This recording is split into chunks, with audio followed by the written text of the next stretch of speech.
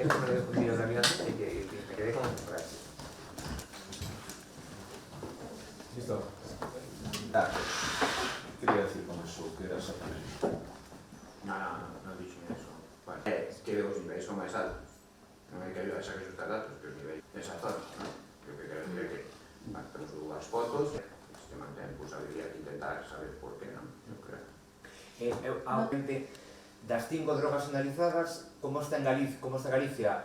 Sí, un pouco por encima da media europea, bueno, non é europea porque o estudio europeo promove datos coa Axencia Europea.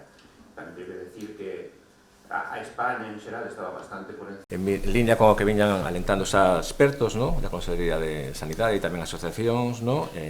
As aguas residuais nos dicen que a cocaína é pues, o principal problema que temos neste momento en Galicia en relación ao tema das drogadiccións, ¿no? Habrá que abordarlo tamén.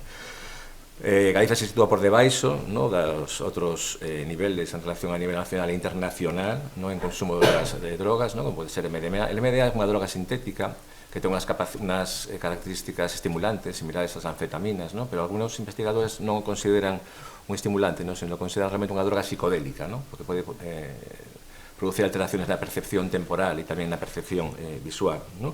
Cannabis e ketamina. Ketamina non é unha droga nova, unha droga antigua, utilizada con fines anestésicos, se fixo famosa na Guerra de Vietnam porque era o que consumían os soldados norteamericanos, ¿no? para ir a batalla con máis forza, ¿no? Bueno, existen cocaína fundamentalmente en áreas urbanas, ¿no? Que acadan valores incluso por encima, moi similares ao que ciudades europeas e ciudades nacionales, ¿no? La segunda droga de importancia é o cannabis, ¿no? Reforza a idea de que sobre as drogas que temos que actuar fundamentalmente, ¿no? Media a niveles moderados, ¿no? Fundamentalmente no fin de semana e, bueno, tamén se aprende un consumo moi marcado de alcohol, ¿no?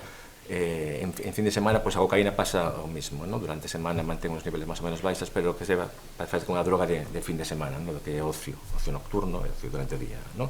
Bueno, estos datos nos permiten establecer patróns de consumo, reforzar medidas de prevención, que é algo fundamental na nosa comunidade autónoma, ¿no? En a loita, ¿no? Contra as adiccións, ¿no? O pasado 7 de marzo entrou en vigor o que é a Lei de Protección da Saúde das Persoas Menores, ¿no? E de Prevención das Condutas Adictivas, ¿no? Coa Galicia, bueno, ponse a cabeza, ¿no? A vanguardia europea esta materia, ¿no? Consolidado un traballo de varios anos, ¿no? Froito desta labor, tanto de prevención como de concienciación, ¿no? A última enquisa nacional de drogas entre o alumnado de ensino secundario mostran que Galicia está nunha posición favorable, ¿no? Con unha tendencia sostida, ¿no? A baixa no consumo de alcohol e de drogas, ¿no? Pero, por suposto, somos conscientes de que temos que seguir traballando, ¿no? Con máis, incluso, intensidade. Por tanto, tras contrastar que o control das aguas residuais é de grande interese, ¿no? Para facer seguimento do comportamento social en relación coas drogas, ¿no? Pues, e tras detectar que é a cocaína realmente a sustancia máis consumida en todas as áreas urbanas, decidimos pues, darlle continuidade a todo este traballo, ¿no? Así que a Xunta e a Universidade de Santiago de Compostela renovaremos a nosa colaboración para consolidar o que esta rede Sentinela para vixiar o consumo de drogas a partir das depuradoras das cidades e dos municipios, ¿no? Pero tamén eu teño que louvar e poñer en valor esa coordinación entre ciencia e Xunta de Galicia, que é o principal motor que nos leva a ter uns datos que, en todo caso, queremos facer públicos porque, se por algo se distingue Galicia, é por absoluta transparencia. Nos medimos para que a poboación coñeza e, en función deso, como administración tomar as medidas necesarias. Hai uns anos, moitos anos, pois as edares eran simplemente aquelas estacións que depuraban para devolver ao medio as augas nunhas condicións óptimas, libres de contaminantes. De un tempo a esta parte, as edares tamén se tiveron que ir adaptando os consumos. A un edar chega toda aquelo das distintas actividades, pero tamén do que consumimos. Polo tanto, Non é doado facer a depuración en moitos casos de certas sustancias e esas sustancias moitas veces acaban de novo nas nosas augas. Non sempre presumimos que o 80% das masas de auga ten unha calidade boa, moi boa e excelente. Queremos chegar ao 100% das nosas augas. E nese sentido, tamén seguimos investigando e innovando para facer as depuracións correspondentes.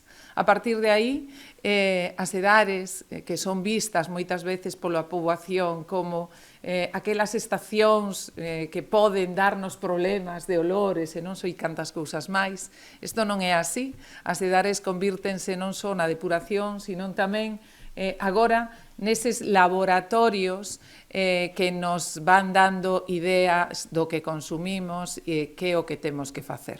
Fíxose durante o COVID, e aí víamos como nos podíamos anticipar, non, a unha nova vaga en canto á epidemia. Agora estáse facendo coas sustancias psicoactivas. Nós estamos, por suposto, a disposición tanto da Universidade como non, da Consellería de Sanidade, con noso persoal para abrir as portas, seguir avanzando e que ese avance poida dar lugar a ter unha sociedade máis sá no presente e tamén de cara ao futuro.